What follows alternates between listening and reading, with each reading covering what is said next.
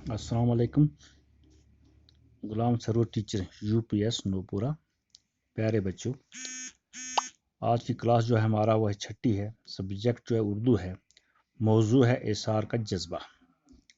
سبق نمبر ہے 9، page number 49. پیارے بچوں اپنی کتابیں نکالو اور پیج نمبر 49 نکالو اور میں پڑھتا جاؤں گا، آپ دیکھتے جانا. مشکل الفاظ کو لکھتے ہوئے جانا، ساتھ میں بولتا جاؤں گا. پیارے بچوں، آپ نے احسار کا نام سنا ہوگا. احسار کسے کہتے ہیں؟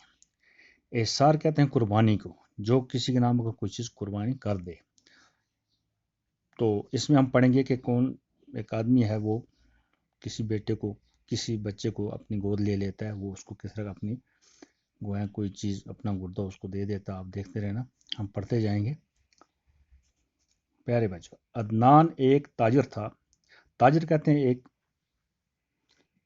گویا تجارت کرنے والے آدمی کو، جس کا شمار شہر کے رئیسوں میں ہوتا ہے. رئیس ہوتے ہیں امیر لوگ. امیر لوگوں، دولت مند لوگوں میں تھا. اس کا شمار ہوتا تھا. کس کا؟ عدنان کا.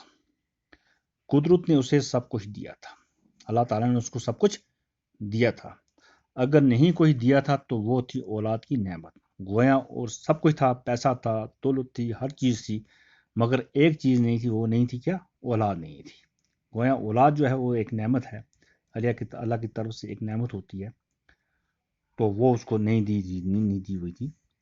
شادی کے بہت سال بعد اس کی بیوی شیبہ کی گود سونی ہو گئی. اس کی بیوی جس کا نام شیبہ تھا کی گود سونی تھی. گود سونی ہونا ہوتا ہے کسی کو اولاد نہ ہونا. اس کے ہاں اولاد کوئی نہیں تھی. اولاد کی حسرت نے اس سے کس در پر دستک نہ دلائی. حسرت کہتے ہیں کسی چیز کو نہ ملنے کا افسوس. گویا اس کو یہ افسوس تھا کہ مجھے اولاد نہیں ہے. اولاد نہ ہونے کی وجہ سے وہ ہر جگہ جاتی تھی. گویا ہر جگہ دستک دینا، ہر جگہ کھٹکھٹانا، ہر جگہ جاتی تھی. پیروں فقیروں کے چکر لگائے. گویا اولاد نہیں تھی، وہ کبھی پیروں کے پاس جاتی تھی، کبھی فقیر لوگوں کے پاس جاتی تھی. گنڈے تعویذ کرنے پر مجبور نہ کیا. گویا تعویذ وغیرہ بھی اس نے بہت استعمال کیے، پر مراد بار آنے کی کوئی صورت پیدا نہ ہوئی. گویا اس کی جو تمنا تھی اس کی پوری نہیں ہو سکی. تمنا پوری، مراد بار آنا ہو گیا، تمنا اس کی پوری نہ ہونا.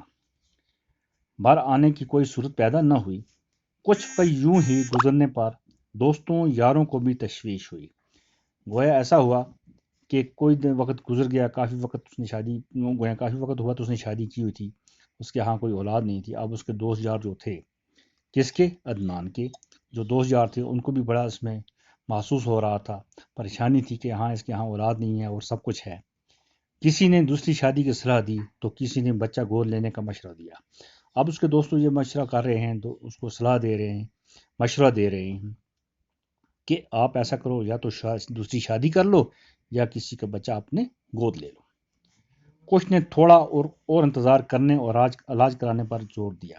اور کوئی دوست یہ کہہ رہے تھے کہ آپ اور انتظار کرو، اللہ تعالیٰ آپ کو اولاد دے ہی دے گا، کوئی اور علاج کراؤ. عدنان تو شاید ایسا ہی کرتا. جو عدنان تھا وہ چاہتا تھا کہ چلو ایسا ہی کریں گے، مگر شیبہ انتظار کے حق میں نہ تھی. شیبہ جو اس کی بیوی تھی وہ کہتی نہیں، اب ہم انتظار نہیں کریں گے.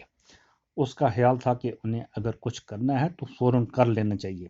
وہ یہ کہتی تھی کہ ہمیں اگر شادی آپ کرانی بھی ہے، کرنی بھی ہے، آپ جلدی فوراً طور پر آپ دوسری شادی کر لو. چاہے فیصلہ دوسری شادی کرنے کا ہو یا بچے کو گود لینے کا ہو. اب وہ کہتی ہے اگر شادی کرتے ہو تب بھی، نہیں کرتے ہو تب بھی، یا بچہ کسی کا گود لینے کا، آپ فوری طور پر آپ کیا کر لو، ہم مشورہ فیصلہ کر لیں. انہیں فوراً کچھ نہ کچھ کرنا چاہیے. عدنان کو چونکہ دوسری شادی گوارا نہ تھی. عدنان یہ چاہتا تھا کہ میں دوسری شادی نہیں کروں. گویا وہ برداشت نہیں کرتا کہ اب میں دوسری شادی کروں. اس لیے فیصلہ یہ ہوا کہ کسی بچے کو فوراً گود لے لیا جائے. اس نے یہ فیصلہ کیا کہ چلو ہم کوئی دوسرا بچہ گود لے لیتے ہیں. چند روز قبل ہی ان کے محلے کا ایک نوجوان جوڑا جیپ کے حادثے میں جہان باغ ہونے کی وجہ سے اپنے 1 سال کے خوبصورت بچے کو پیچھے چھوڑ گیا تھا. گویا کوئی دن پہلے وہاں ان کے محلے میں ایک جوڑا کہیں جا رہے تھے، ان کو ایک حادثہ پیش ہو گیا، وہ دونوں مر جاتے ہیں، ان کا ایک بچہ رہ جاتا تھا. اب انہوں نے یہ مشورہ کیا ہم اسی بچے کو اپنی گود لے لیتے ہیں. انہوں نے اس کو گود لے لیا. بچے کا نام زین رکھا گیا۔ اب جب بچہ انہوں نے لے لیا گود تو اس کا نام کیا رکھ دیا؟ زین رکھ دیا۔ کس نے رکھا؟ انہوں نے، عدنان نے۔ چند ہی دنوں کے اندر گھر کی فضا بدل گئی، گویا کوئی دن گزرے تھے کہ وہاں کا گھر کا ماحول ہی کیا ہوا؟ بدل گیا، اس کی کیفیت ہی بدل گئی۔ بچہ کیا ملا؟ جیسے آنگن میں بہار اتر آئی ہو۔ گویا ان کو بچہ ملتے ہی ان کا بالکل، وہ کہتے ہیں کہ پورے آنگن میں جیسا بہار آ جاتے، پھول کھل جاتے ہیں، وہ ویسا ان کو محسوس ہو رہا تھا۔ عدنان اور شیبہ دونوں بچے کی گلکاریوں میں یوں کھو گئے کہ کچھ مدت تک انہیں اپنے گرد و پیش کی خبر تک نہ رہی۔ گویا ان کو بچہ ملنا تھا کہ وہ بالکل اسی کے ساتھ لگے۔ کس کے ساتھ؟ بچے کے ساتھ لگے۔ ان کی گرد و پیش کہتے ہیں اپنے آس پاس کی کوئی خبر نہیں تھی، کسی کو ان کو پتہ نہیں تھا، وہ بچے کے ساتھ لگے رہے۔ وہ ان کی آنکھ کا تارا ہی نہیں، روح کی ٹھنڈک اور دل کا قرار بھی تھا۔ آنکھ کا تارا ہو گیا بہت پیارا، ان کو بہت پیارا تھا۔ روح کی ٹھنڈک، گویا ان کو بہت ٹھنڈک محسوس ہو رہی تھی، ان کو سکون ملتا تھا اس بچے کو دیکھ کر۔ شیبہ کی تو جیسے ہی اس میں جان تھی، شیبہ اس سے بہت پیار تھی، وہ کہتی تھی اب میری جان ہے یہ۔ وہ دن بھر اس سے کھیلتی رہتی تھی، کبھی اسے ایک طرح کے کپڑے پہناتی اور کبھی دوسری طرح کے۔ اب ہوتی ہے ماں کی، اس کو ماں بننے کا بہت شوق تھا، اب ماں وہ بیچاری بن نہیں سکی، اب وہ بچے کے ساتھ لگی، وہ کہتی تھی خوشی سے، وہ کبھی اس کو ایک کپڑے پہناتی تھی، کبھی دوسرے پہناتی تو خوش ہوتی تھی۔ جب اس سے بھی تسلی نہ ہوتی تو کوئی اور جوڑا نکال کر اسے پہننا شروع کر دیتی۔ اب وہ چاہتی تھی کہ میں اس کو دوسرا لگاؤں، وہی دن بھر اس کے ساتھ کھیلتی رہتی تھی۔ پیارے بچوں، اب ہم اس کے بعد پڑھیں گے، تو آئندہ انشاءاللہ ہم پڑھیں گے۔ آپ اس کو اچھی طریقے سے یاد کر لینا اور دیکھ لینا۔ باقی والسلام۔